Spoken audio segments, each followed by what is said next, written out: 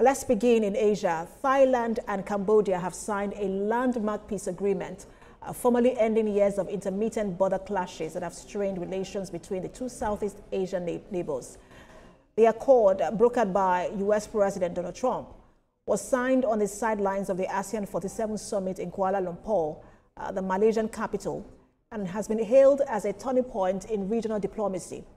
Now, under the terms of the peace deal, both countries will withdraw troops and heavy artillery from conflict zones, restore civilian access to affected villages, and establish a joint border commission to oversee demarcation and development. Thailand has also agreed to release Cambodian prisoners captured during recent clashes, while Cambodia will scale down its military presence near contested temples and trade routes. Recent hostilities between both sides claimed more than 30 lives and displaced thousands of civilians. President Trump, Well, I don't know that there is peace. I know that at best there is a ceasefire. But I mean, if we want to call it peace, so be it. So the so-called Trump peace deal between, the two nations, Thailand on the one hand and Cambodia, is, in my view, a fascinating mix of diplomacy, spectacle, and self-promotion. At its core, is these two neighbors who have fought sporadically for a century. I'm talking of a century, so it's something that runs very deep. And so that is where people like us wonder how you can use such unorthodox way to say that a conflict that has endured over 100 years, that because you threaten them of, cutting off bilateral relations, and then out of fear of something to do, part of Trump's broader strategy. Trump sees foreign policy through a pure economic lens. Every peace deal doubles for him as a trade opportunity. And for him, as you know, you and I, Precious, have talked about this countless times, it is not hidden that the gentleman is very, very, highly transactional. By brokering a ceasefire, he earns global attention, he pressures China, and then he opens trade routes for U.S. goods. Just a photo opportunity. That is the danger of what, I call, deal diplomacy. It can be fast, but diplomacy. It can be fast, but extremely shallow. I mean, this is really, platonic. I mean, this is really, platonic. And I guess the real test for this will be when Trump leaves office, whether it lasts beyond his exit from office. But I also wanted to ask, because we have a lot of conflicts right now, on the continent, whether it's in Burkina Faso, Democratic Republic of Congo. And we also understand that Ethiopia and Eritrea have started their conflicts all over again. And I'm wondering, is there something, as much as you say it doesn't last, it is just quick, but is there something that African can learn from this model?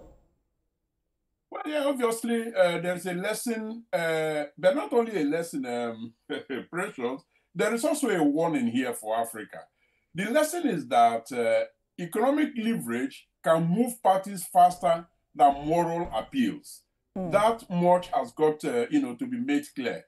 The warning, however, is that external mediators must not substitute internal political will.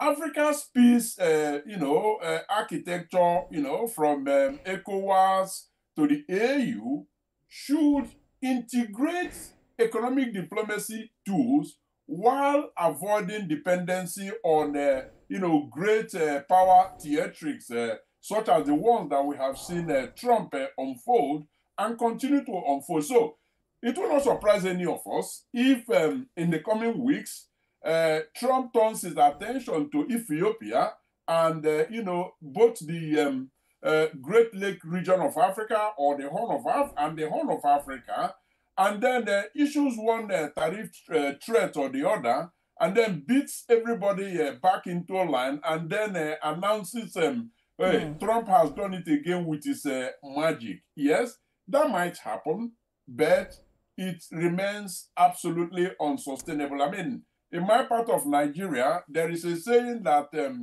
something that you cannot help, I mean, you agree out of fear.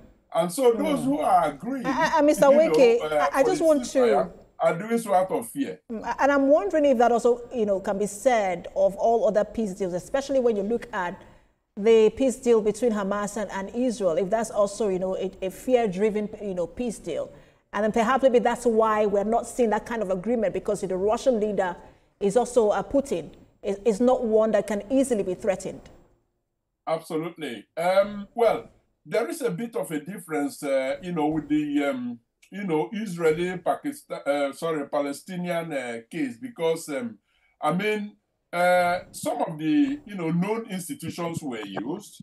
I want to also believe that more, foreign powers who have interest both in global peace and national interest in that region, they were one way or the other involved. Now, you also have to take into consideration the fact that Trump was more or less, losing support with, mounting numbers of countries actually recognizing, the state of Israel and suing for, the two-state solution. So there are more fundamentals in that one. But, this depends on, implementation.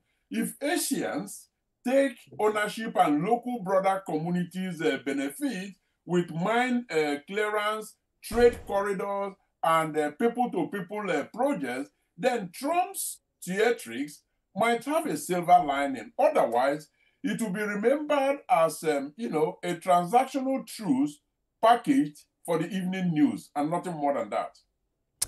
Thank you so much for your interesting take, as always. A pleasure to have you on. Collins Onwueke, Global Affairs Analyst. My pleasure. Thank you for having me. All right, you're watching What Now? We'll take a break and return, and our focus will be on the African continent. Stay with us, everyone.